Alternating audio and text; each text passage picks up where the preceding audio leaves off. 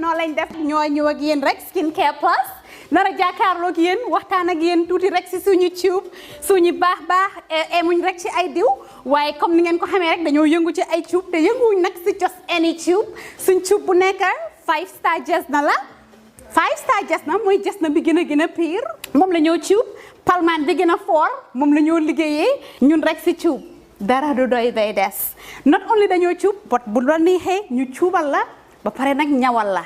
We're not all about skin. We are skin, care, and the plus does come in so many different ways.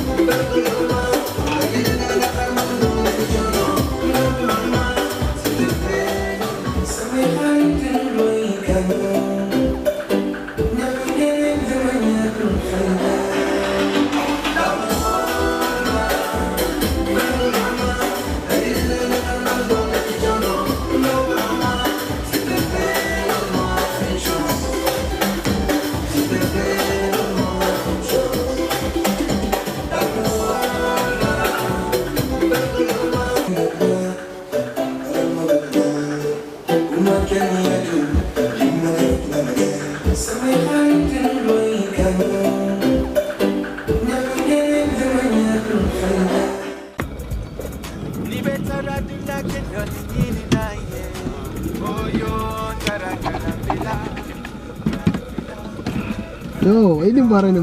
Alright, okay. Nimbara. Welcome. Basically, lots of lala me along is cool, man, that I can really relax. What the madam? Yeah, What the madam? Yeah. Let them do somebody. That's fine. Grand Villa.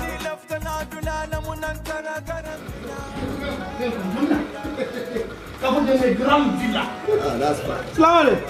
Yes. No. Yeah, actually, a lot of people are basically me alone because they relax. So it's basically that I can at least spend it. It's very relaxing. Nina Fani say what? Nidia, Nena Grand Villa is the best guest house in the Gambia.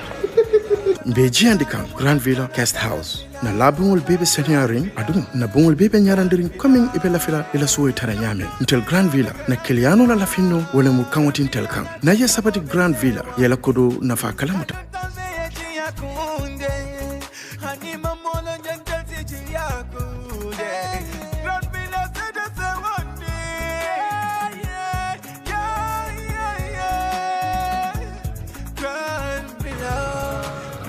Oh man, this is like a paradise. I know. I so much love this place. Thank you.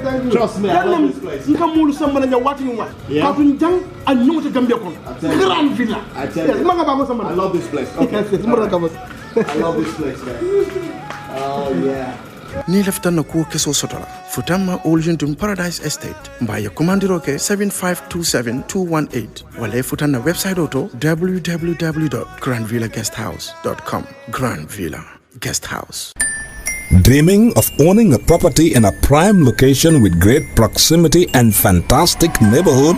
EJ Investments Sanyang Seaview Estate is the best choice you have been waiting for. Our Sanyang Seaview Estate is approximately 15 minutes drive away from the busy hub of Brusubi roundabout and into the heart of nature, where you can have a peaceful and relaxed lifestyle with your family. You can buy a finished 4-bedroom story with 5-year flexible payment plan or a service plot with 2-year payment plan option. With over 300 homes, you will enjoy big tar roads with covered drainage, modern electrification with solar street lights, gated entrance with security post, and a breath-catching experience of our beautiful sea view and lake view. You can own a home today at our Sanyang Seaview Estate. Call us today on 446-4838 or 325-9220. Visit our website on ejinvestments.net. EJ Investments, first in property.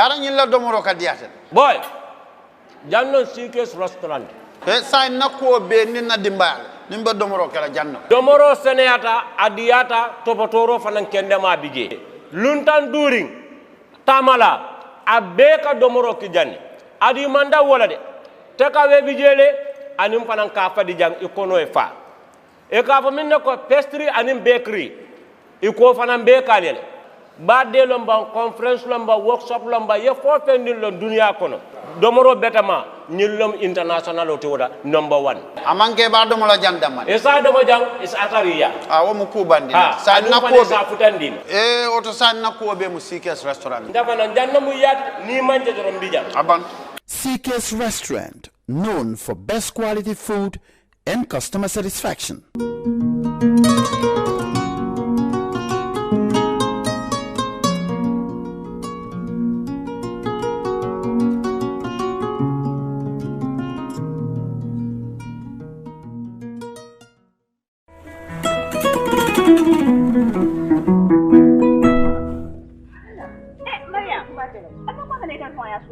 na broda min ba Europe Mr. Conte nka bol kol kan sai na so ko na mano banta jabo banta tulo ban sai ka bol kol kan anda ka ba office ko na ba dama bulo mutarin ba ka ta simpla no ko batu ngane ta ya priye ma ko do banta na ta mano sani tulo ni jam mun da be tan la broda man balwo service kalam mun service balwo service ni da foronte mo kalam mun da a fela broda ko abitala internet ol aya ba site la woldo balwo.com na wo sajje a apu nga ba download la telephone ol na be sandiro to ni wal na be sidin ala office ko ndama manjar pura ta bank ko kodoki abe sidin office ko na daminto e job message so ya telephone ko no e bitiko be Gambia dawda bitiko ba belo ko ta tano dawda yeta fenko tawo wodama yala bari wa service na ta molda han na tanyo le kan pija na bro dan ka ko tanyo la ayo ko pija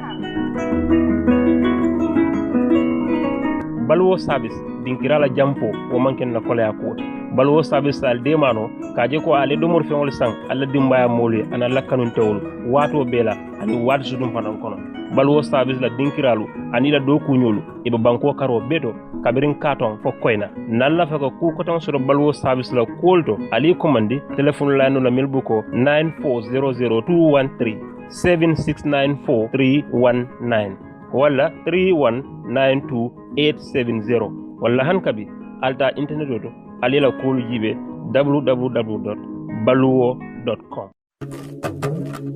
Do you live abroad and want to build your dream home in the Gambia without risking your funds and family ties? Do you want a household name that is trustworthy and efficient? A name that will continue to give you updates on the project from the beginning to the very end with videos and pictures? If your answer is yes, then worry no more. Boss Construction and Asset Management is here for you. If you live outside the Gambia and want to build your dream home, then this is ideal for you. Just reach out to Boss Construction and let's start building the dream home into a reality. With Boss Construction, the difference is clear. We give you value for money. Some of our services includes the following: construction management, building equipment rentals, rent management, purchase and leasing, asset management, and many more. For more information, please contact 282-4945. Better still, send us an email, bossgambia@gmail.com, or you can also visit our website on www.bossgambia.com. Boss Construction, a name you can trust. Boss Construction and Asset Management, keeping families together.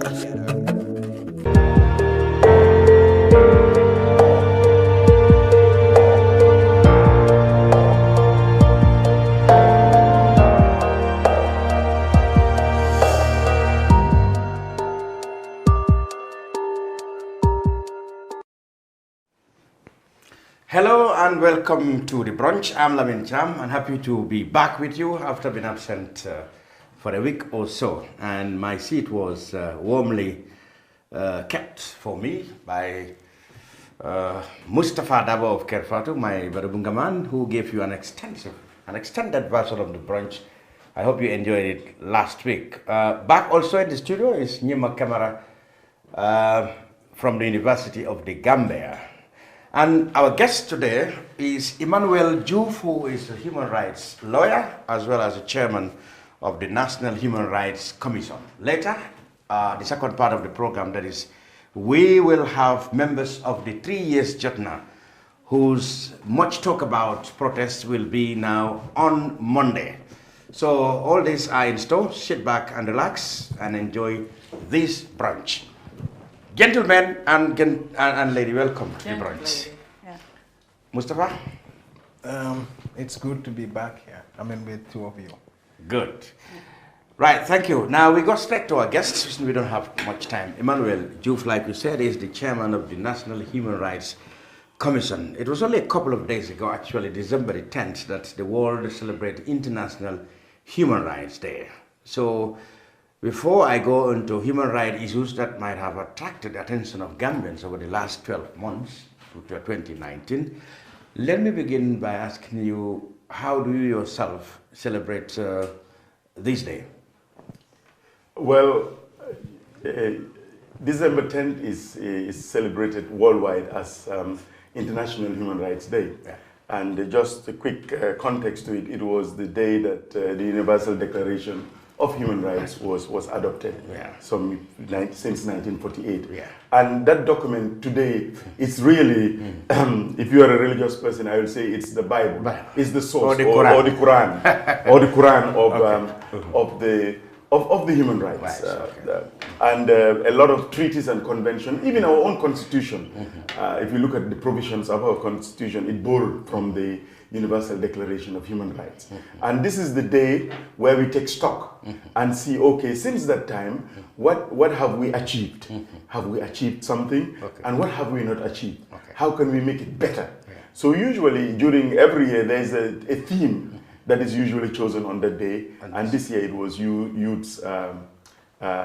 It was a thematic area surrounding youths and human rights. Yes, youths and human rights. Youths, human rights. That's quite interesting. But talking about me, I was actually invited. I was the guest of CDD. It's Ghana Democratic Development. Oh, you were in Accra? Yes, in Accra. I was in Accra.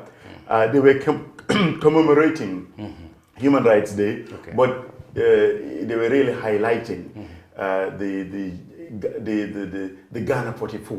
Oh, Yes. There is a big coalition there called a movement called Jotna to Justice. Yes.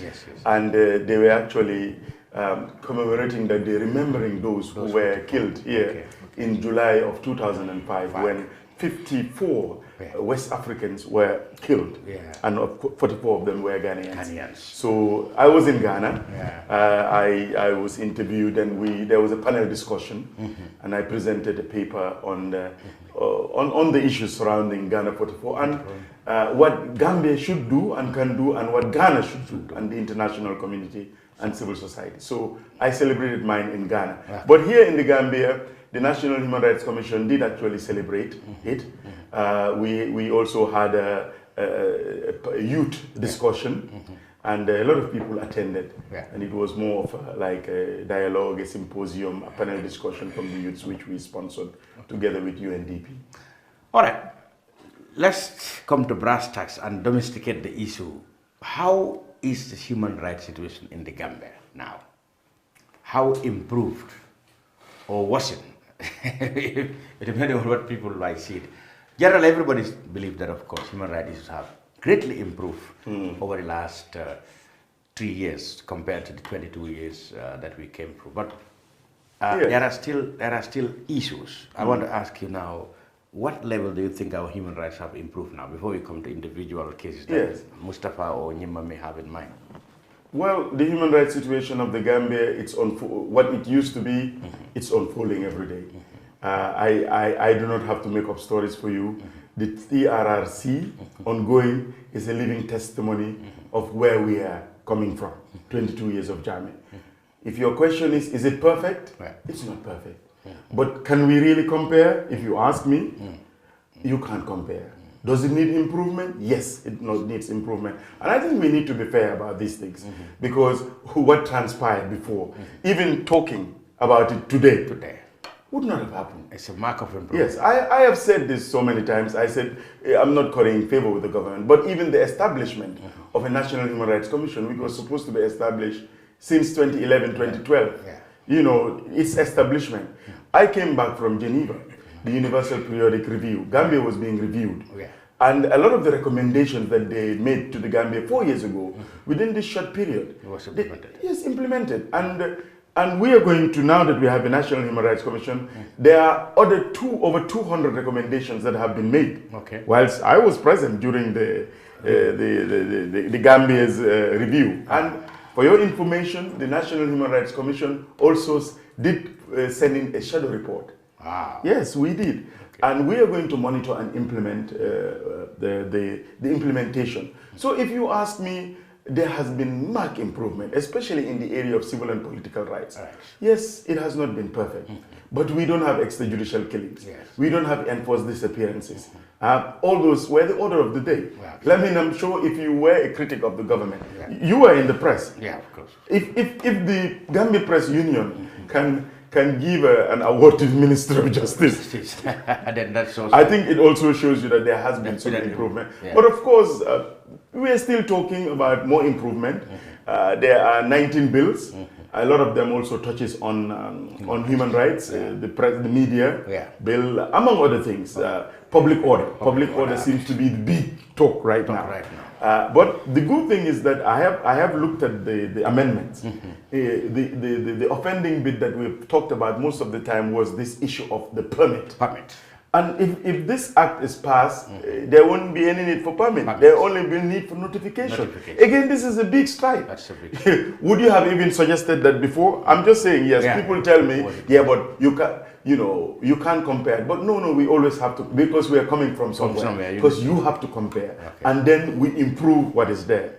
So if you ask me, in the area of economic, social, and cultural rights, especially economic rights, because human rights is not only civil, political. Civil and political, there has been marked improvement. Yes, there have been here and there some unlawful arrests, which were quickly rectified. And if you see, somebody will say, yeah, but the government only react when it stops. But this is the whole essence of it. When they do something, you tell them you can't, and they change. And they change. Can you do that before? No. You will be picked up. So we need to be fair, but we cannot also just sit down and relax. That's why we need institutions that work. We need the judiciary that is fearless and works. And that has happened. I've seen them thrown out cases out of court. You remember the case of Skatrel Janet.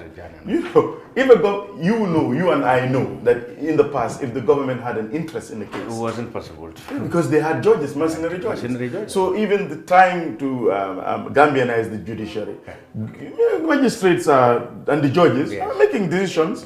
The Human Rights Commission is issuing statements sometimes which the government is not. Wouldn't like, Well, I've not been arrested yet, nor have I been reviewed. But I will still ignore it even. Okay, the point I'm making is that we must make sure the press is one of them. We are the auditors of what is happening. We have to take our government to task. You see, I am saying this because, you see, Jammeh also, a lot of people talk as if Jammeh was just somebody from Mars. Jammeh was not an alien. He was homegrown. He was part of his. We ourselves made him. As the Wolof says that Yer Sambur. When he started, religious leaders, they didn't take him to task. He became emboldened. Then taking up the journalists, assassination attempts. So most people are capable of that. And in Gambia, if you look at social media, a lot of Gambians do have dictatorial tendencies. What stops it is not just our prayers. It's putting these things in place. Because Jammeh was enabled by us. Gambians. Look at the TRRC. Who enabled Jammeh? It was Gambians from all walks of life. Whether it was journalists, whether it was lawyers like my colleagues, whether it was the judiciary, the police. These are the people who enabled Jammeh. But what do you do to stop it? You see, the thing is, we even allowed, you asked me about human rights. Jammeh had the narrative of what human rights was. He said that human rights was Eurocentric, and he narrowed it down to LGBT and homosexuality. And everybody danced through that, used that narrative. Human rights is bigger than that. He was more comfortable with that. What does that have to do with unlawful arrest and detention? Killings. What does that have to do with killings? When you don't have adequate health services, facilities. This is what human rights are. That is why the National Human Rights Commission, recently when we did the countrywide tour, we had to go there and sensitize the people to change the narrative, to tell them that, listen, human rights are our rights. And you see, the interesting thing about this is that although Jammeh had the narrative, and even those that helped him oppress Gambians became victims of Jammeh. Themselves, yes. And I've always quoted it, and I will always quote it, because you must have a reference point. In 2013, those that most Gambians seen as being aiding and abetting Jammeh, the Chief Justice at the time, he imprisoned. And a lot of people were angry. These were the mercenary judges. They didn't even survive Jammeh. The Attorney General and Minister of Justice, Jobate, was in prison. At the same time, the Solicitor General, Paharija, was in prison. The IGP, Jesus, or whatever, and these were people that, you know, and sometimes these people were very cocky. When you talk about human rights, they tell you that this is the best country. So, and we just did a prison visit, and it was very interesting. When we, I will get back to that, but I was just trying to explain to you that human rights, it's our rights. We can all be victims of human rights violations. So when we talk about human rights, let us not look at us and them. We can all be victims. So we just did a prison visit, for example. I was in Mile 2 prisons, another team was in Joshua, and then we went to Janjambure. We also inspected some custodies to see, it's part of our mandate to monitor prisons, to see how things are, and also we have an advisory role. And it was very interesting. The police, the prisons officers are very reoriented. They understand that prisoners, there must minimum standards, how you must treat prisoners. And they themselves, they were a victim of the same prison. They even showed me a cell where the president used to call and say, lock up prison officer so and so. And even the director of prisons became himself a prisoner. Again, and if Gambians see human rights in this context, if they know that human rights are our rights, this is not Eurocentric. It's entrenched in our constitution. These are your fundamental rights: the right to freedom, right to food, and the new. I like the new provisions because it even allows now some economic rights to be justiciable. You can actually, it's there. Yes, it says that. Fantastic. Yes. Any specific things you wanted to? Yeah, so for me, I want to take it very basic. Like for instance, Human Rights Commission mandate, National Human Rights Commission's mandate is protection of rights in the country.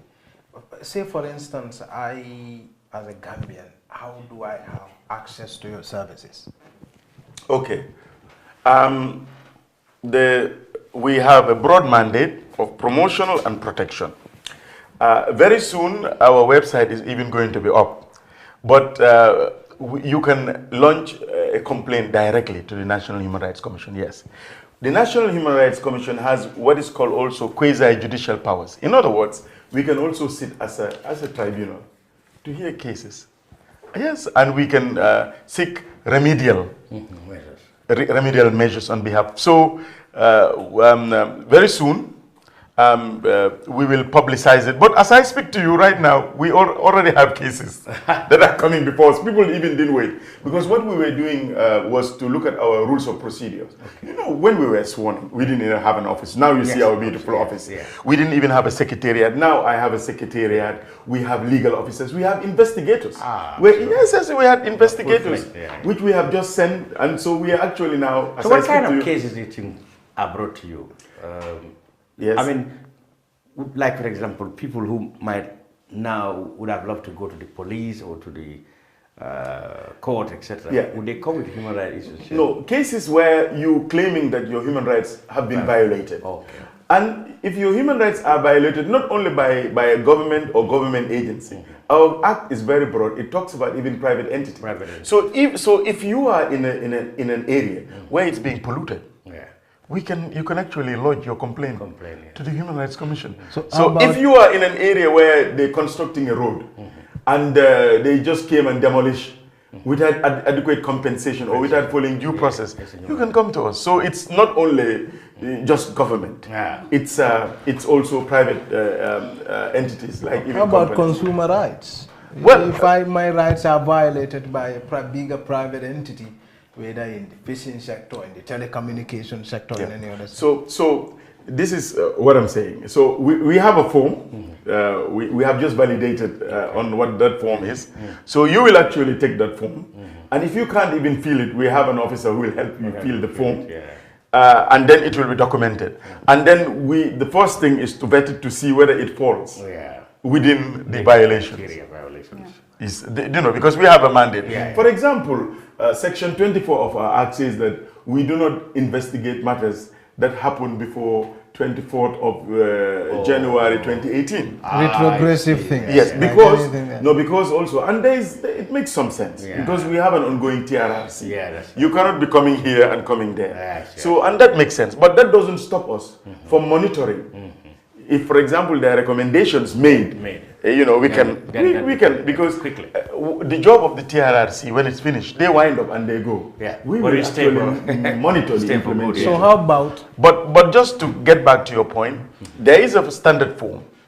There is a standard form that you will fill, and that then our legal officers will do a cursory look, and then it gets to the commission. We'll sit as a panel, look at it, and say, does it fall under our mandate?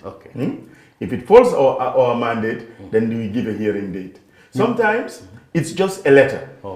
You don't have to even do a full hearing. Just writing to the institution involved, actually you'll discover it solves a lot of issues. That we have this complaint, A, B, C, D, and E. Sometimes we may feel the need to bring the parties together so that they can come and face the tribunal. But you'll get more of this as we move to January. As I said, we have now have our procedures in place, and it will you'll be communicated. You haven't said much. Yeah, I have a few questions. I have done all the talking. I should have been a journalist.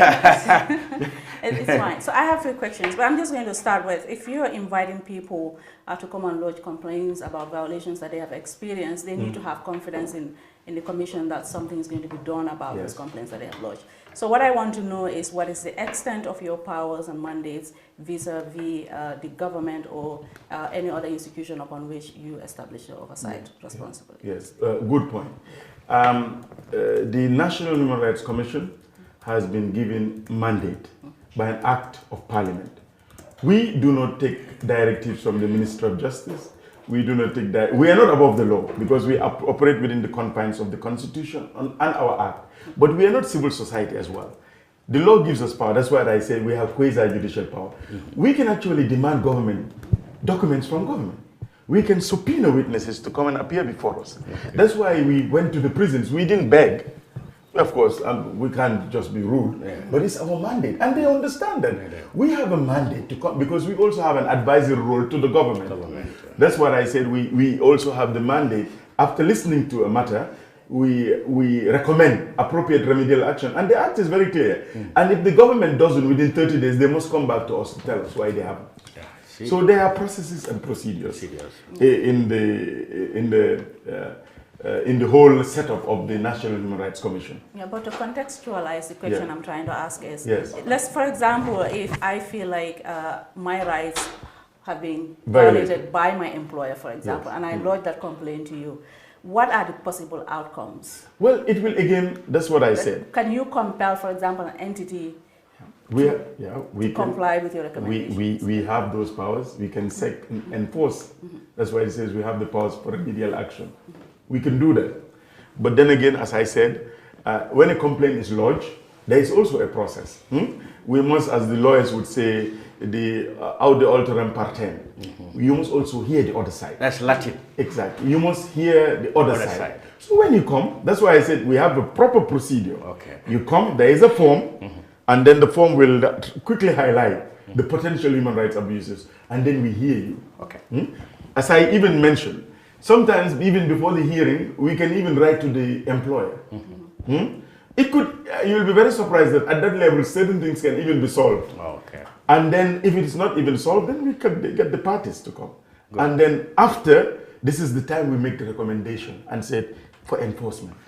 So it is a body that is not just advisory, it's advisory, but it also can seek remedial. We don't have much time, so let's go to the contentious matters. You were in Geneva, where the Gambia's human rights was reviewed. And one of the contentious issues, the Gambia government said they are not going to decriminalize gay rights and LGBTQ. Did that pose a problem to the? No, okay. these were some of the recommendations that were made. I was present, and the government took a position that said they said that given our customary, Gambia is a conservative country, and we're not ready for that. And did that go down well with it? That went down well with... No, of course, that's why some countries recommended that Gambia should look into this. Gambia noted, but they also took their position. A lot of countries are not ready for it. They say that we are not ready for it. As a National Human Rights Commission, our mandate, we're very clear. We are anti-discrimination. The board discrimination. The country has its laws. We do advise the government. We do that, sometimes out loud, sometimes quietly. They know our position. We also respect the sovereignty of the Republic of the Gambia when it comes to these things. But our beef has always been, you do not have the right to discriminate people based on any grounds, and this is the ambit of the Universal Declaration of Human Rights, based on their sexual orientation, gender. So this is what we also understand. But didn't it push you to a difficult question, just as a difficult position, just as it's faced by the government or government officials? Yes. When they are confronted with these gay rights problems, they, for example, shy away from saying it, or we can't accept this. If you are confronted with that as a commission, wouldn't you find it difficult to come out openly and say, well, the gay has a right, LGBT? No, to us, every Gambian has a right, regardless of your tribe, your religion, your sexual orientation. This is the basis in which we were set up. Now, the issue of accepting gay marriage, it's a national issue as well. At the same time, these are very complex issues because law also does not exist in a vacuum. Even in the Western countries, it has been a process, and even in some jurisdictions, the debate is still on. Absolutely. Yeah, but what we are focusing as a national human rights is non-discrimination. You cannot discriminate anybody based on their sexual orientation. I'm sure you can therefore say that, yes, what about the right to marriage? We have not gotten there yet. Yes. The state has made a very clear statement that they will not accept. Our role is non-discrimination based on jobs, based on anything, and we advise. But this is the position of the state. This is the position of the state. But isn't it actually, perhaps even if you are the state, I mean, from a personal perspective, for instance, if I were the state, it does appear to me it's more comfortable to decriminalize it and take the state out of people's personal lives than to criminalize it and make state preoccupied with people's personal life. It's like putting too much burden on the state. No, and this has been an argument that was made. This has been the argument that was made. This has been the advice that is given to the state sometimes. And sometimes they say, well, yeah, but you see, these things happen in private. We can't even discuss it. You can't police it. You can't police it. Can't police it. So if you can't police it, why criminalize it? Why criminalize it? So you may not necessarily legalize it, but you There's an issue with that, because I think this has been the position of people like President Museveni of Uganda and all that. Okay, they said, okay, look, these things you are talking about, we don't see them. So we leave it as then, because if you say we now make it, we decriminalize it, people will promote it. And that is the promotion that we are opposed to. Like people go and hold a party at Senegambia, and it's men and men marrying, or women and women marrying at a party in Brikama. Then there will be a problem. But if they do it in some corner, nobody knows about it, it will become an issue. I do a bit of human rights advocacy as well, because I teach it at the university. But my problem with LGBT, not a problem, but my concern with it is, currently we don't have so much focus put on LGBT, at least as far as the people in the society are concerned. It came under the spotlight when it has been criminalized by the former president, by President Jammeh. Well, that was his narrative. Human rights is all about LGBT. And it was for political reasons as well. Yes. But currently what we are witnessing is that there is so much opposition from members of the community against LGBT. And if the government is meant to take a position either to make same-sex marriage, legal or not, it brings back focus on those who are in the LGBT community. And what that does is, for me, I don't think the state has the capacity, I don't think they have the resources, I don't think they have the predisposition now to be able to protect the LGBT community after they have exposed them to aggression, after they have exposed them to, on civilities that we are expecting to come from the community when that happens. Okay, let's go further to another contentious issue, because since we don't have time, that is, okay, what is the position of the national human rights on this brouhaha about proponents of the word secular being included in the drafts and those against it? Yeah, we've had a lot of discussion. In fact, I think just yesterday I saw a petition, I think it's even from the Ahmadiyya Jamaat. So people are talking, it's out there. The issue of secular, whether it should be in the constitution or not, it has become so contentious and sometimes even ugly. But the thing is this: the previous constitution didn't have it. In fact, it was inserted illegally, in the sense that it had to go through a referendum, and it was not inserted. Now, a lot of minorities feel that it should be there. I think this is the issue. So there is a lot of others who are opposing it, saying that it's un-Islamic. Now, the thing is this. Are these views really genuine? I've listened to both arguments. Okay. Is it un-Islamic? You look at even Turkey, Senegal. They have the provisions. You find it in their preamble, and you find it in their section. Secular is there. Yes. That is India, which is a predominantly Hindu state. You know, they could have, but they still say that India is a secular state, and many others. But usually, you see, if people are so disingenuous, sometimes that, and it's actually worrisome, especially those who know and they're twisting it. Because usually when you have the word secular included in a state constitution, it's actually is referring to privileges. That no other religion is given privilege over any other religion. So I've had the argument, I've read the But section. some said it's more than that. So that's the problem, that's the confusion. Yeah, no. Doesn't secular apply to the state instead of individuals? Absolutely. This is it. That's what I'm saying. It has been twisted so many times today that it depends who is talking. Exactly. It depends really who's talking. But if you look at our constitution, because some have said that, well, we don't need to because religion is already protected. If you look at, they said the new section 47 and section 152B, it says that even the National Assembly cannot establish a state religion. But you see, that is not enough. I'll give you an example why. If you say that everybody has the freedom of religion, you're just talking about religion. So if I favor what religion, have I stopped people from practicing other religion? No. If I say that the state you cannot establish a state religion. You can still say that you cannot establish a state religion, but if I give favor to another particular religion. So if you have Emmanuel Joof today, for example, I have no political ambition, and I become the president. I said, I think that a lot of mosques were built.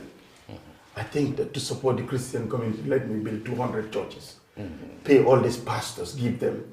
Have I stopped Muslims from practicing their religion? No. Have I established a state religion? No. But I've given privilege. They wouldn't like it. I'm just using this example that usually, and there is context. You know, I have listened to the argument, and I was also wondering in the beginning, why are these Christians making a fuss out of secularism as well? You see, but with everything there is a context. And I spoke to some, and they said, remember, the same provisions that are here are replicated. Did Jammeh not? Go to Burfoot, our town, and declare. And when he did that, did any parliamentarian told him that what you did is unconstitutional? No, nobody. And one of them told me that, do you know that we were forced to wear the veil? You remember? And we should not wear veil. So there was, again, privilege given. So then you start understanding. You see, you always have to listen to minorities. If we sit in our corners, it's just like when you talk about the right to disabilities. Somebody was telling, but we don't discriminate against those with disabilities. because they're not disabled. You ask them, do you in your public places have ramps where those who are disabled, then they stop. You know why? Because they are not part of it. You see, the thing is, when you talk to these people in these communities, and they will give you a litany of how they were, how discrimination has happened. Then you start saying, okay, so it makes sense. But it's always with discrimination. You there in the majority, of course you don't feel it because you're not part of that. But when they told me, do you know we had to wear veils? Yes, there was an issue like for a period of 3 weeks, 4 weeks until it was and reversed. Christian schools too, they have been asked to Yes, so veils. you know, and even when he attempted to close the cemetery, do you know? That and it was said that it was Dr. Zakir Naik who told him that you cannot come as you're having an Islamic country having a cross as you come. I'm just giving context. You know, we need to give context. So Gambia has to be, and I have to use one word. We're very cozy when we say it's a tolerant society. I don't actually like the word tolerant. You know why? Tolerant gives you the impression that I can tolerate you. I can put up with you. If we're Gambians, we accept each other. You don't do, when you say tolerant, you're doing me a favor. Because either I'm a majority, I'm doing you a favor, or I'm a minority. We should stop that. And if people say we are very tolerant, and then you hear the words are very important. This is a country that belongs to us, and we must have a national identity. And we should stop politicians or religious leaders. Religious leaders have a lot to talk about. When Yahya Jammeh was actually killing people and abusing, they were actually paying homage.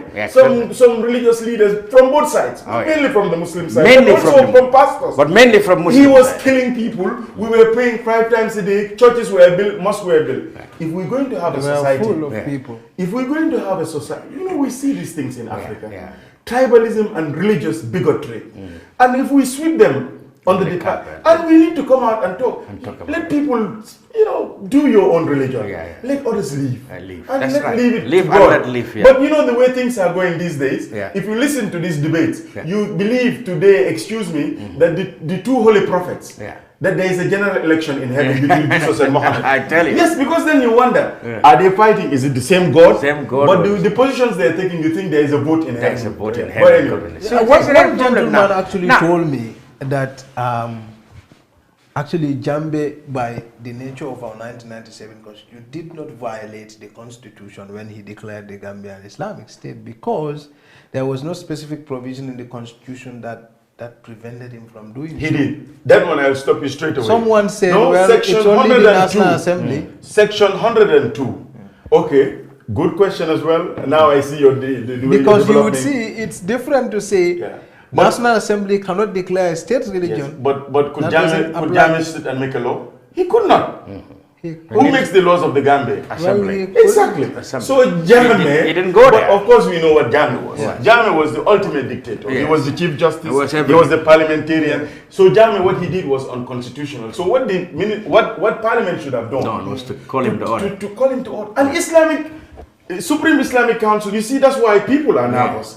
That when this man did this, in fact, some of them we're happy. Support. They call him Nasiruddin. But that is why. So you can also see, you know, and they have a right. Listen, the thing is this. That's why I said I don't personally like the word tolerant. So now it looks like. But isn't this why we should put in the constitution clearly? Well, but no authority. But that's already there. Now, what I will suggest, what I will suggest, since there is a twisted definition of what secular is.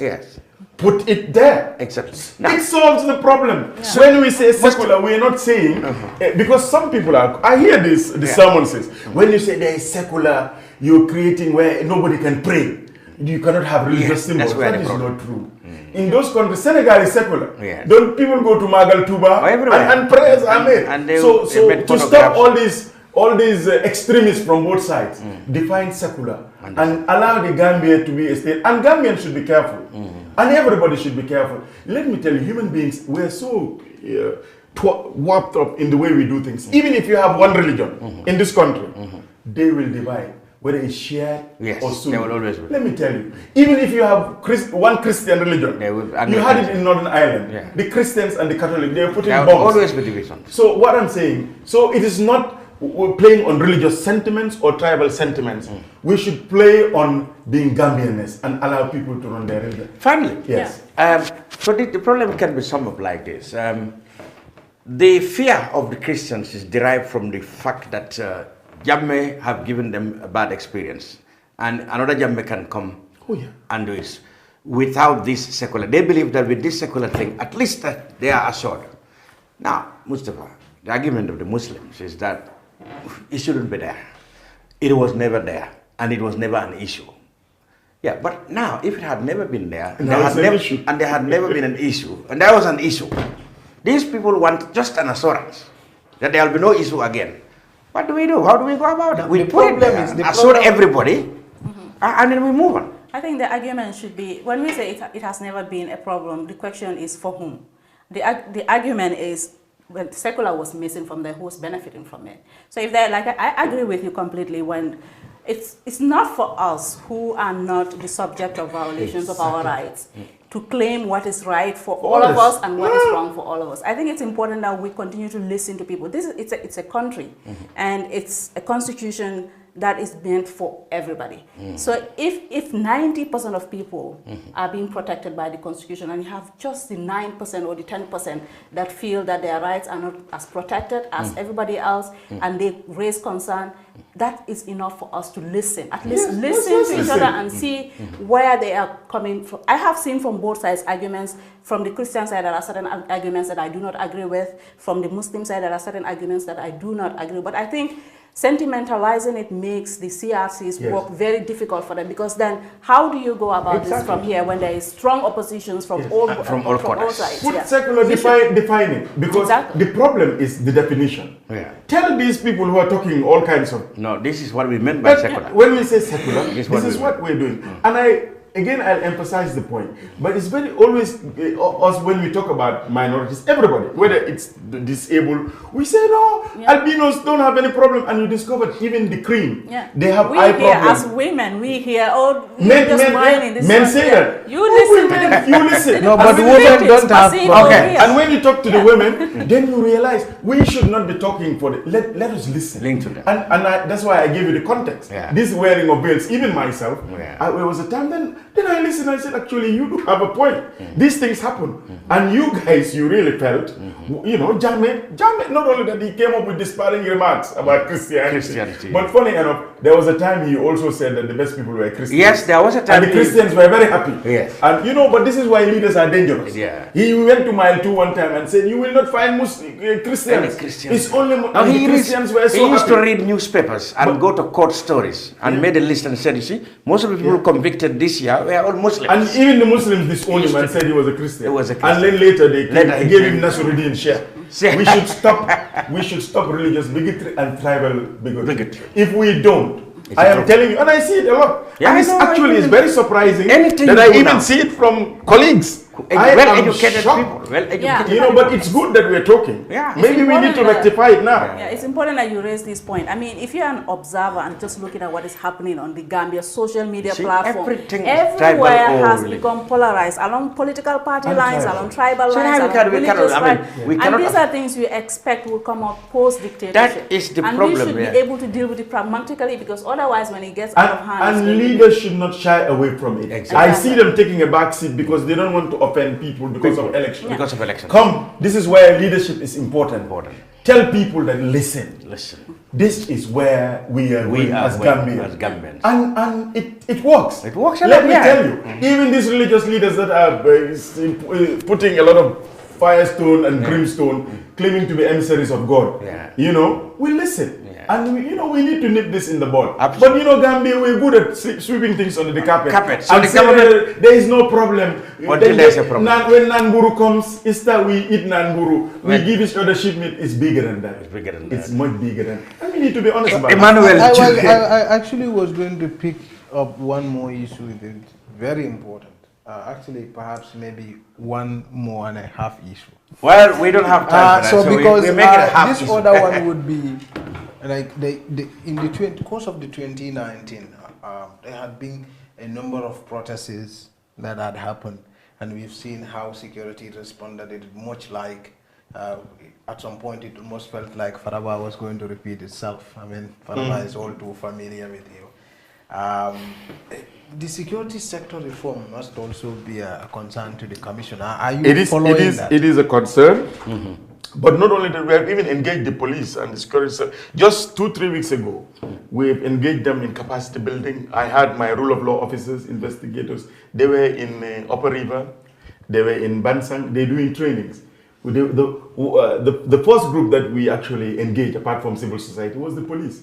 Even yesterday, our visit was joint with the police because we need them as partnership. Exactly. Because we feel that we need to change the mindset of the police. 22 years long. I was the chairman of the Farababanta Commission. You guys grilled me here. And I observed that the mindset of the way a lot of them, perhaps security sector, a lot of them needed to maybe be vetted earlier. But there is a lot of reorientation and training. I'm just agreeing with your point that yes, it is something that we need to work on.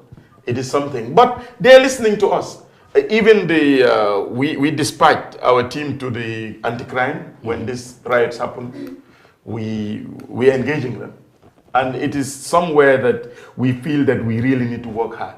Oh, you were working also on the Keba Seka case, weren't you? I mean, I think you had met the police over the Keba Seka case, didn't you? Which Very one was quick. The Keba, the one who was stabbed, No, but that one was, the police started, they were prosecuting the other officer.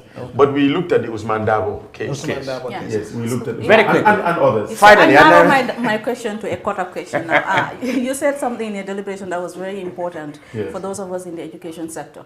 And I think that is to do with our lack of understanding about human rights. Because we leave everything to government. And when we speak about human rights, we are looking at the government's conduct. But it's bigger than the government, because it's easy to monitor what the government does, but it's not so easy to monitor what happens within our communities. How do we treat individuals? How do we dignify? How do we see people as human beings rather than anything less? And I think that boils down to human rights education and advocacy. And I don't know what the Commission is doing to support that. Absolutely. We will soon be coming to the university because we need partners in these things. Because we have been tasked to build a culture of human rights. That's our ultimate goal. And how do you build a culture of human rights? By even, maybe the lemons are too old to change. But we start with even in the level of the school, instill these values that you need to accept each other, not only to tolerate. It doesn't matter you are Gambian. So no, I'm just agreeing with you 100% that instilling this culture, you have to do it at a different level, mainly the schools. Not only at the university level, but also at the junior school level and the tertiary level. Before you go, have this as part of your action. Oh yes, it is part of our action plan. This is not just an issue. This is a known issue. But before he goes, what he's saying is we don't have enough time. Exactly. Exactly. But actually, someone wants. This is very important to this viewer. He wants to know if the commission is. A lot of young people are going to jail because of marijuana, and sometimes the sentencing are heavy-handed. Whether the commission thinks this is right at all, or whether there could be a legalization, or at least some medical marijuana, so to speak. Okay, I cannot talk about that directly, but what I would say is that we have the mandate of telling the government, reviewing laws. You know, a lot of things will come to the commission. We are actually overwhelmed and we have just started. But we have the mandate to review the laws. We have the mandate to advise the government. And it's interesting though that you've said it. Going through the prisons, last 2 days, we were on prison visits. And one of the things we've seen is how do you decongest the prison? You know, issues like peddling petty marijuana. You keep young boys there. Is there other ways we can do it? Is it legalization? Is it probation? Young guys would say we get them. Young guy wants, I have heard it loud and clear in his postings. But these are all within our purview and our mandate. And we are going to look at it. We have a lot of things to look at. The government, over 200 recommendations were made on, when we went to Geneva. At the UPR. UPR, and this will fall under our purview to make sure that the government, follows these recommendations. So our job is really cut out for us. But do give us time. Now we have our strong secretariat and we are moving. We have confidence. Thank you very much, Emmanuel Joof, human rights lawyer and chairman of the National Human Rights Commission. Thank you very much for your insights in this edition of the Brunch. When we come back, we will have the 3 Years Jotna movement who are staging a demonstration on Monday. We'll have a short break.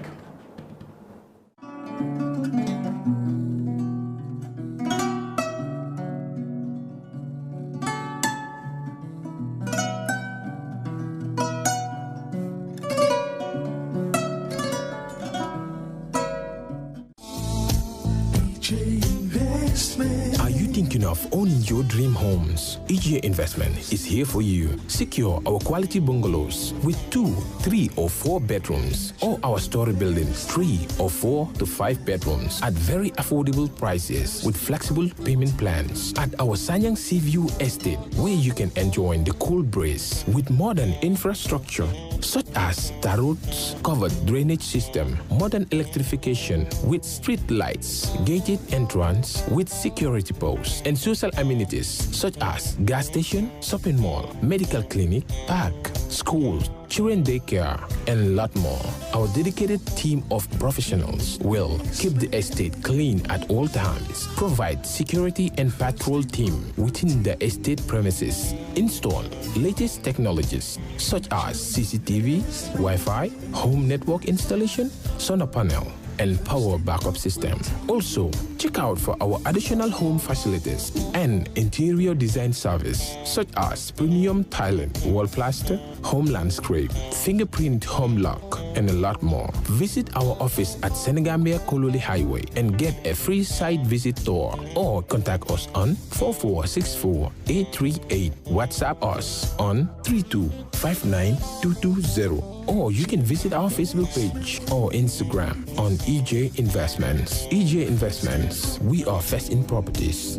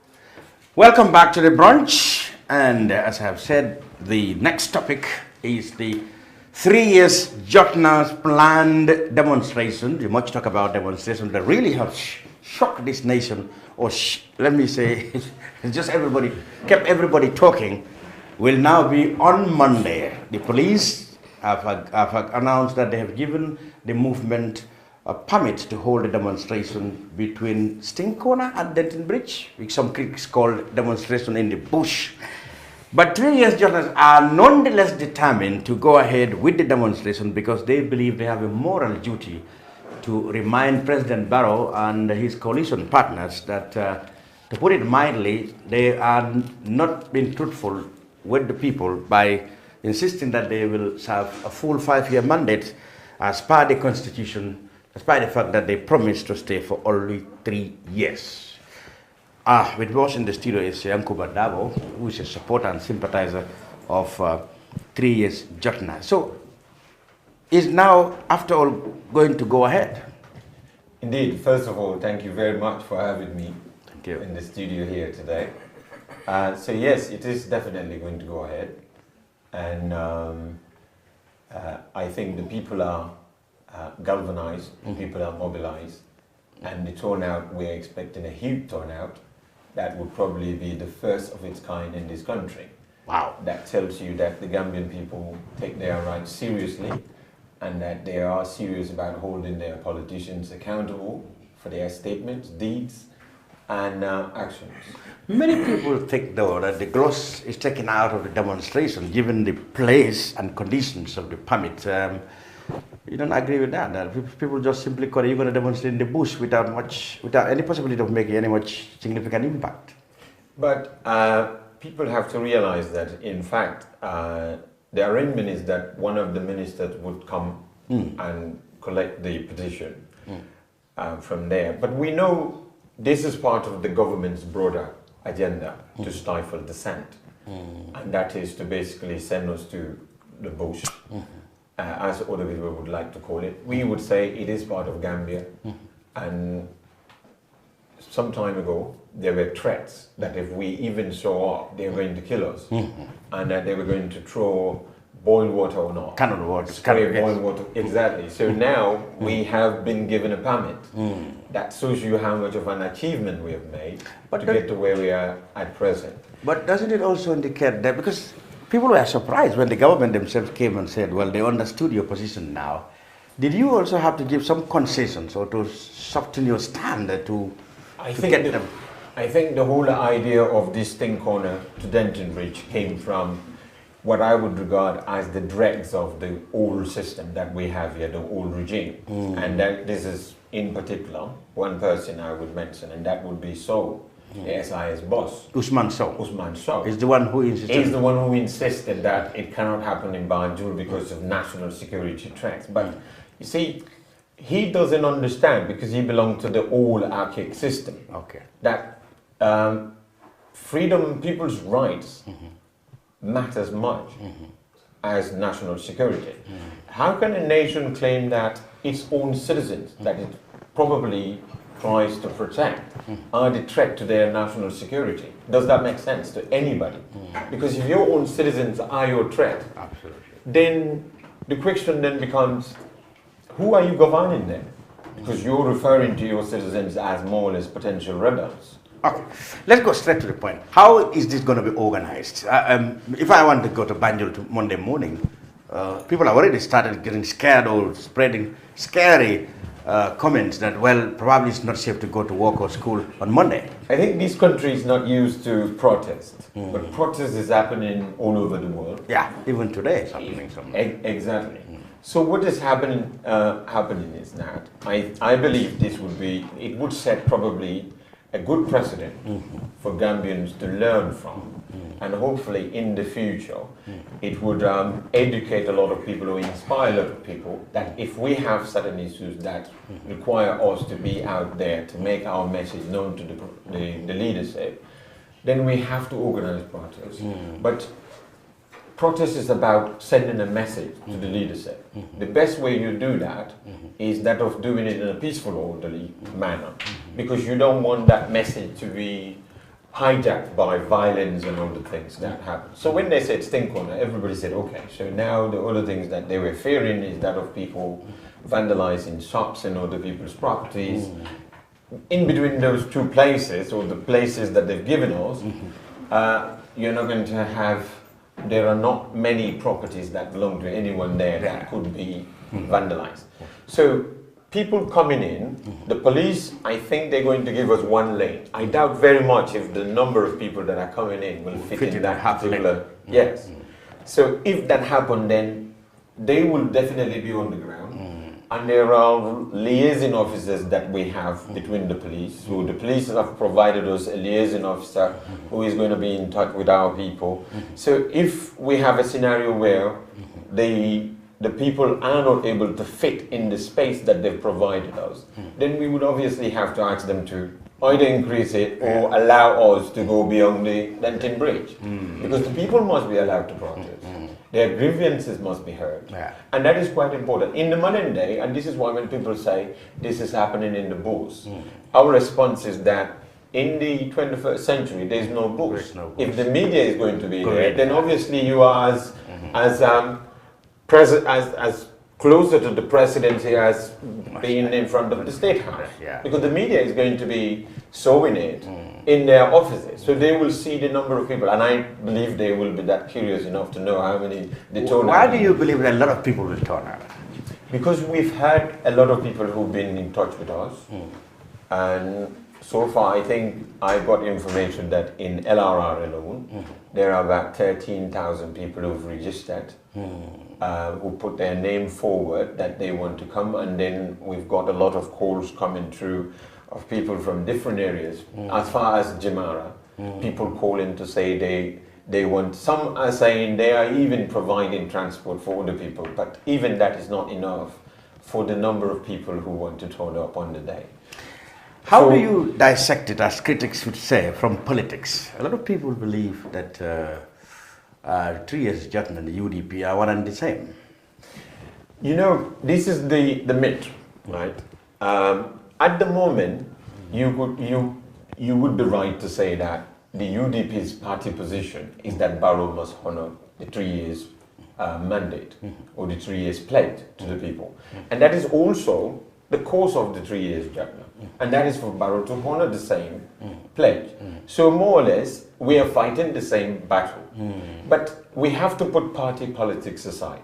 And some people even say, we were supporting the 3 years Jotna. We only abandoned it now because UDP had joined it. I see. But I think if they were serious about the cause, you wouldn't worry about who joined, because it is the cause that matters. Then you must not have the belief that the cause you were fighting for was the right cause. And if you believe that the whole ideal or the objective and aspirations behind the whole 3 years Jotna, as Halifa would express it to us, if you believe in that to be for the national interest, because that's what it was. The bottom line is, when they sat together in 2016 and then drafted this whole coalition MOU, A, they wanted to end self-perpetuation of our leader, of our next leader. And then 2, they said they want to establish a strong foundation for democracy. So we start on a footing or on the foundation of having a leader who did not have any advantages of incumbency. Because that is something which, as Halifa would put it, the first rigging of any president is taking advantage of incumbency.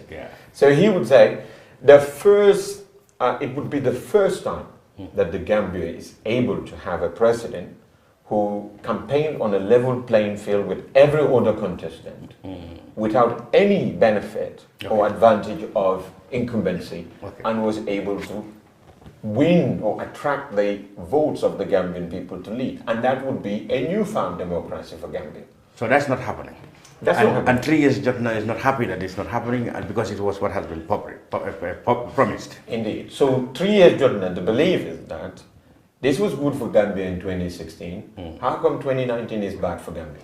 If it was good enough for Barrow and the coalition entourage to campaign the length and breadth of this country, selling it to the voters, and the voters, it was endearing to the voters, as Halifa would put it, and then the voters voted for it. Now we come to this position where the voters have voted for 3 years, and the number that will come out will tell the world that the Gambian people, by a great majority, or a great proportion of the population, did indeed believe in what was sold to them. Many people whether it's rightly or wrongly, define your objective as to stage a coup d'etat. I mean, they said your objective on Monday is to bring down President Barrow's government through street protests. It's not likely to happen, because he said, he's not going anywhere. He's not ashamed of going back on his own promises. He said he's not going anywhere. You don't have the wherewithals to force him to do so. So, can you clarify that your overall objective actually is to send him a message that he and his government has lied to the people, or you want him to come down? So, basically, in our constitution and in the constitutions of many countries, pressure is legitimate. People can put pressure on a leader to influence that leader's decision, whatever that decision is. So here we have a decision. Barrow has to make a decision. Some people said he had already made that decision, and that decision is he's not going to honor he's not going to be faithful to the 3 years promise or claim that he's going to renege on that. But even if that decision had already been taken, it is yet to be implemented. Because it would have to be implemented on the 19th of January. That's when the 3 years come to an end. Yeah. So, as a group, as citizens of this country, we have every right to make our grievances known to our leader, for the leader to influence that leader's decision, whatever that decision is. So this is a decision the president has taken or is yet to take, and we are saying, think of the country first. So people are conflicting two things here, force and pressure. Force is unacceptable under the law. Pressure is acceptable under the law. You can put pressure on leaders to come down. It's far too different from using force. So we are not, it's not a coup d'etat. It is a pressure group. We want to mount pressure on our president until it becomes unconscionable for him to continue to remain at the State House. But to also think of the country first. People say, your demand is for President Barrow to step down. No. If we demand for him to step down now, the other parts of the coalition agreement are not going to be fulfilled. Okay. So first is for him to serve 3 years term. Second is for him not to stand for the next election. So the second is for him to hold a presidential election in which he will not be a participant. Okay. And then third is for him to graciously hand over power to whoever emerges victorious in that election. So our quest is simply this: they should have changed or amended Section 46 of the current constitution a long time ago. They have not done it. We would demand that that is done as soon as possible. The president to communicate to us as soon as possible, and then make an announcement to the country as to when we're going to have this presidential election, because that is the promise he made to us. And then we will then try to, because the way you deal with leaders who are stubborn as Barrow is or Jammeh, you know that you cannot they change their position within internally. So you also put pressure on the external body, so that they too can put pressure on the leader, and the leader would have to yield to the public pressure and the wishes of their people. The people power at the end of the day has to prevail. We don't have time, but it looks like all the clarities you are giving about the objective of the 3 years journal was what was absent in the past years, leading up to a lot of misconceptions about the 3 years Jotna. And people politicizing your objective that you are just plain opposition to Barrow and you want him down at all costs, you puppets or proxies for now the UDP. Because apparently the picture you painted, that, I mean, there was a time the UDP was never interested in 3 years. I mean, the leader at least had said 5 years. If Mr. Barrow had, why people are dragging UDP? If Mr. Barrow had said, I'm not going to contest next 5 years, so UDP is out of it, would they still have said his respect to 3 years? If I get your question right, my question is, I'm trying to bring the justification that people gave for identifying you with UDP. Is that the thing is because Mr. Barrow had said he will run after 5 years. That's put the UDP in the quarrel. Otherwise, they were not in the quarrel. No, I don't think. I think if anyone who is genuine and constructive critic of or observer of the Gambian politics, they would have to concede that the UDP it should be Barrow who should be scared of the UDP and not the other way around, because the UDP has the base, they have a support base. And then any other party, I think, even in 2021, if coalitions are to be formed, people would trust forming an alliance or coalition with UDP than Barrow, who had already betrayed his coalition partners in 2016. So I don't think the UDP, you see, what they're trying to do is polarizing the whole thing along maybe political, whatever, but it is not much to do with that, because the UDP, people have to appreciate, were probably the founders or the pioneers of this whole 3 years MOU, because we agreed to it. We had Ajiyam Seka and Alaji Darboe who were representing the party. It wasn't even Barrow who was going there. Those people were not representing Barrow alone, but they were representing the whole of the party. And then the party's position had never been known until it was just recently announced. So the UDP's position had always been, I would say, that of Barrow adhering to or remaining faithful or showing fidelity to the MOU. So what happened now is, people say, if, say for example, the UDP leaders have not been removed from the coalition government, the UDP would not have changed sides. But people have to understand that. I think people should blame UDP to support Barrow if Barrow is doing things wrongly.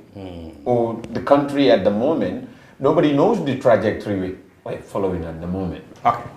Let's back to 3 years Jotna, of course, and wrap up. Very quickly, my colleagues, one question each, no more. Yeah, so the question I have is, you have said that your intention is not to ask Barrow to resign right now, but initially this has been the ultimate objective, at least as far as we on the outside were concerned. But now that it's going to happen just one day, on the 16th of December, how much of a pressure do you expect to mount on this president to have your objective the way you want it? I think it's going to be, so what I think the objective is that, first of all, there would be a petition. We gave a deadline for a response to that petition. If we hear no response, then we move on to the next stage, which is to hold another protest on the 19th. And then thereafter, with a leader like Barrow, you expect to put even more pressure. And then at some point, it's either Barrow would have enough of it, or someone else outside would be so concerned about the Gambia, and they would have to come and intervene, and then start more or less interceding between the people and Barrow. And obviously, it would be very difficult for Barrow to go out to anywhere and try to sell himself as the people's representative of the Gambia. Because if all you people, so you will see a lot more of defiance. He would lack credibility and people would have no respect for him. And if he tries to clamp down and then become more aggressive, then that makes it worse for him. So he is more or less cornered. He has to accept the will of the people. Mustafa? And this is not something that they impose on him. He is the one who sold it to them. They bought it and they're now saying that's ours. Mustafa? One question. Yeah, only one. That's quite kind of you. So my question is regards to the whole transition and how it's going to function. If you look at the coalition agreement, one of the things that they had inside was that there is going to be a transition of 3 years, but there was going to be a transitional act, which is because currently if the president resigns, the vice president completes the term. And the coalition agreement says if the president resigns, the vice president holds election within 90 days. So that's why we're selling, sorry to interject. That's why we're selling a good deal for Barrow. The deal is this. Section 46 says you can only hold presidential elections when we are just 3 months prior to the end of the term. We want that clause amended. To become what? So it will say, or 3 months after the president resigns, or the presidency becomes vacant due to death, infirmity or resignation or something. But we will go even further to say, or when the president resigns, made a written request for such an election to the Speaker of the National Assembly, as well as the Chairman of the IEC. So if the President writes to the IEC, so like in other countries, the Prime Minister can just call for election anytime he wants. Like in Britain. Yeah, so that gives Barrow an opportunity to call for election in which he will not participate as he promised, and whoever wins in that election, he hands over. He doesn't need to resign, but he called for the election. At that point, it's more or less a resignation, and then he hands over to whoever wins. So this can all fit in the Constitution. It could, because these are not entrenched clauses of the Constitution.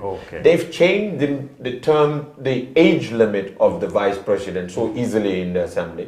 We think that such an amendment, there is sufficient support for it in Parliament that if you take it there, at the you time will get or the now? blessing. Now. Why not at the But time? then again, I mean, if you look at all the parties that are saying 3 years, like UDP says 3 years, PDY says 3 years, but they didn't do any Even action PPP to, was the to first to create. say 3 years. Don't forget, it changed.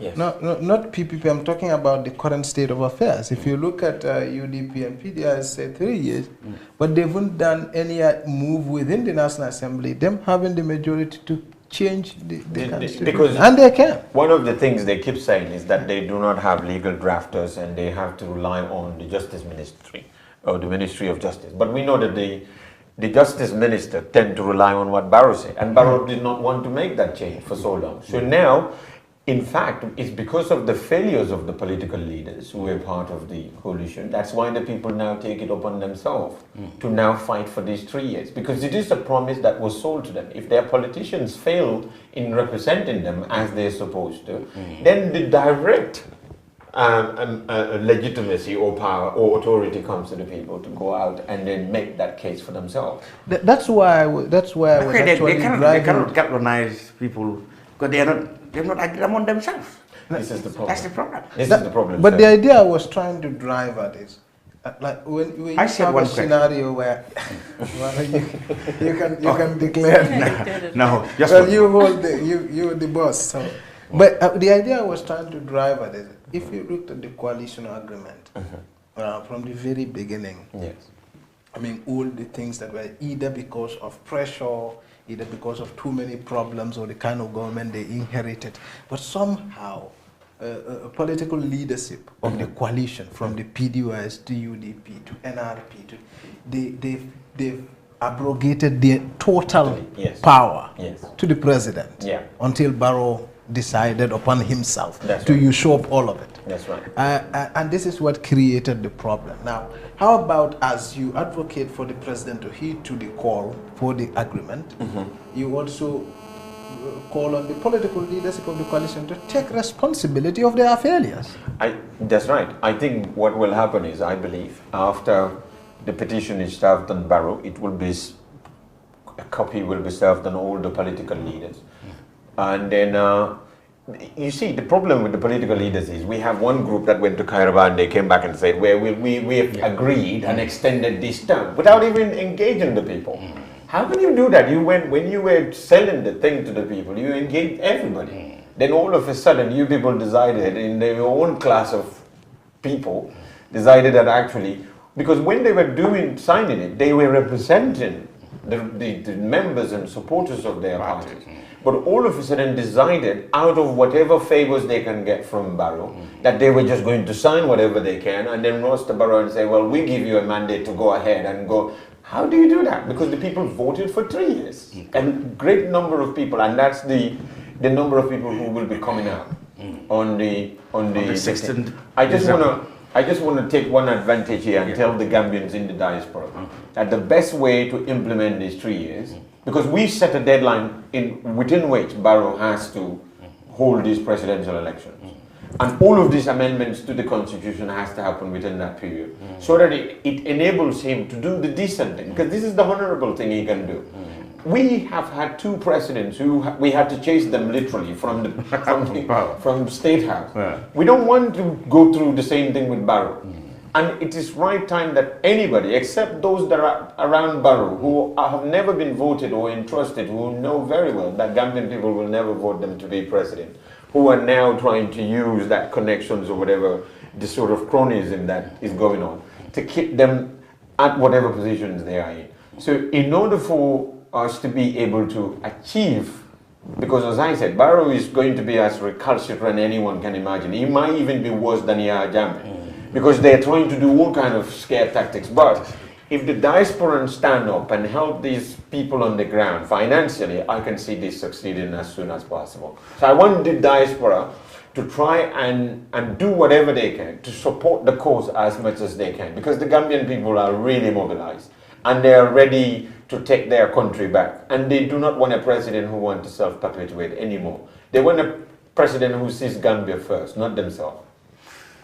Yankuba Darboe, a sympathizer, of 3 Years Jotna on the demonstrations, planned protest on Monday. And that's about it. We will draw the curtain on this program. I'm Lavin Cham. Thanks to Darboe, the two Darboes, Yankuba and Mustafa and Nima. Except the other one is going to the protest, the other one is covering the protest. Covering the protest. So there'll be two Darboes there at least. I don't know, Nima, will you be there? Yes. I'm not saying. Curiosity kills the cat. I am not saying. You're not going to go there. I'm not saying. She's a political professor. She has to be there. This is an historic event. At least for you to tell your class what you make of it. Yeah. All right, on behalf of everybody, until we come back your way again, thank you very much and goodbye.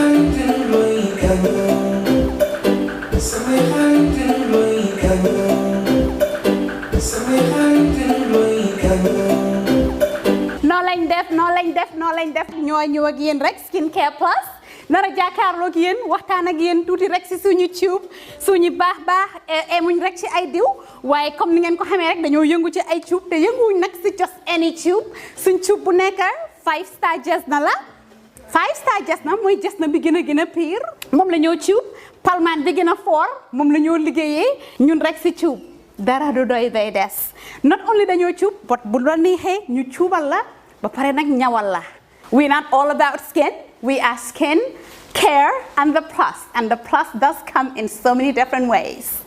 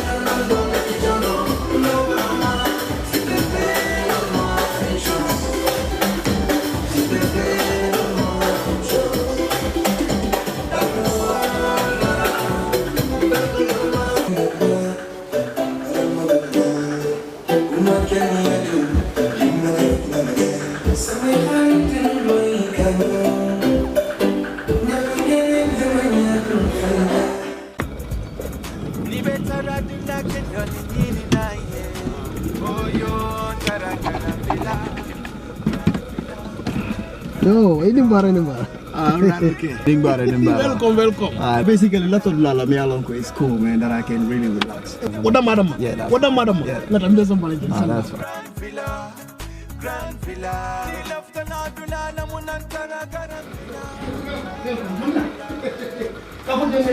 Villa. That's fine. Slowly. Yes. No. Yeah, actually, a lot of people are basically me along is very relaxed. So it's basically that I can understand. It's very relaxed. Nina for Nidia, Nena Grand Villa is the best guest house in the Gambia. Mbeji andikam Grand Villa Guest House. Na labungol bebe senyaring adum na bungol bebe nyarandiring coming ibe la fila ila suwe taranyame. Until Grand Villa na kiliano la lafino wale mukangotin telkam. Na ye sabati Grand Villa yela kodo na fa kalamuta.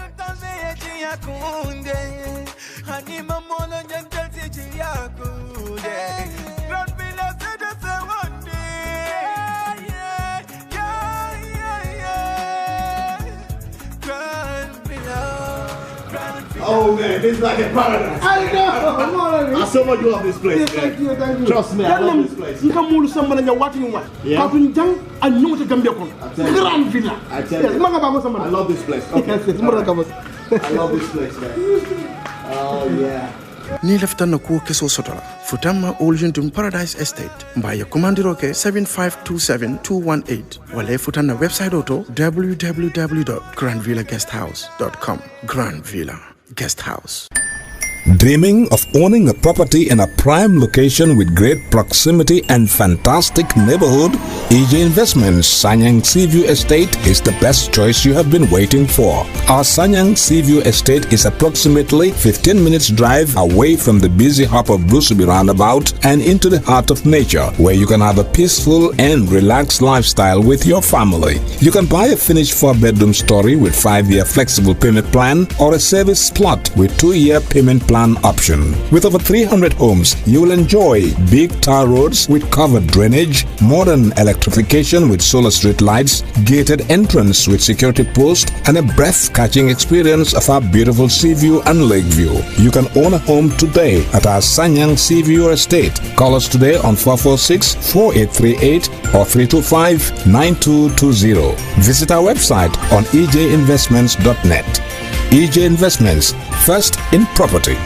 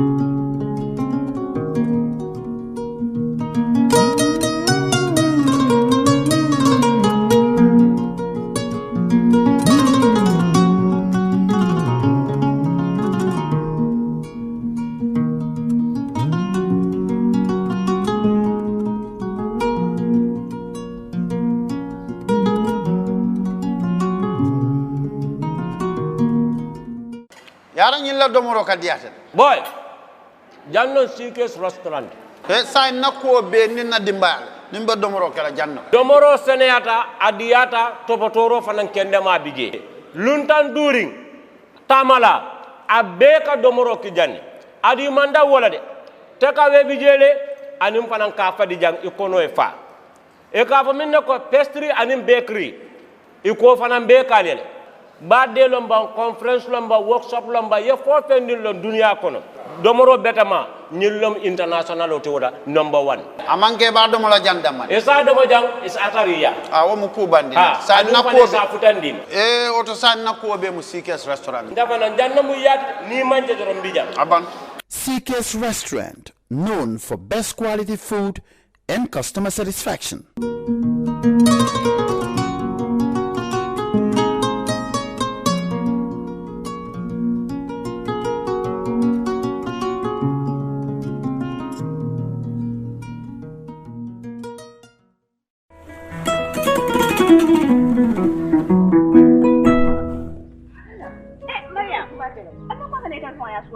na broda mimba Europe Mr. Conte nka bo wol kol kan sai na so ko na mano banta jabo banta tulo ban Sai ka bol kol ka anda ka ba official kana ba dama bulo mutarin baka ta funtilano ni kon batunga ne ta ya puri yamma ko dumanti nga ta mano sani kilo ni jam munda pete ni la buro da man balwo service kalam mon service balwo service ni da furonte mo kala munda afela buro da ko abitala internet all aya ba site la woldo balwo.com na wo sajje a apu nga ba download la telephone lot na be sandiro to ni wal na be sidin ala official ko ndama manjar pura ta bank ko kodoki abe sidin official ko da minto ito message yo soyo telephone ko no e bitiko be Gambia dawda bitiko babelo ko ta tano dawda yeta fenko tawo wodama yala balwo service na kamol da han atanyo le kan pija na bro dan ka ko ayo ko ta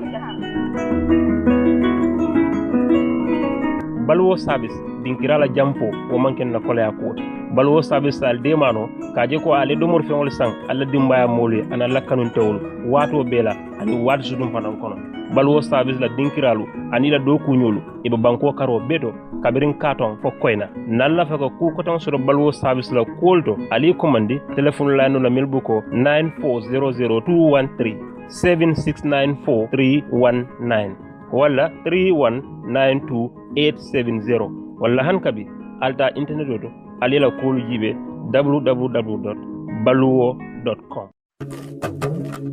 Do you live abroad and want to build your dream home in the Gambia without risking your funds and family ties? Do you want a household name that is trustworthy and efficient? A name that will continue to give you updates on the project from the beginning to the very end with videos and pictures? If your answer is yes, then worry no more. Boss Construction and Asset Management is here for you. If you live outside the Gambia and want to build your dream home, then this is ideal for you.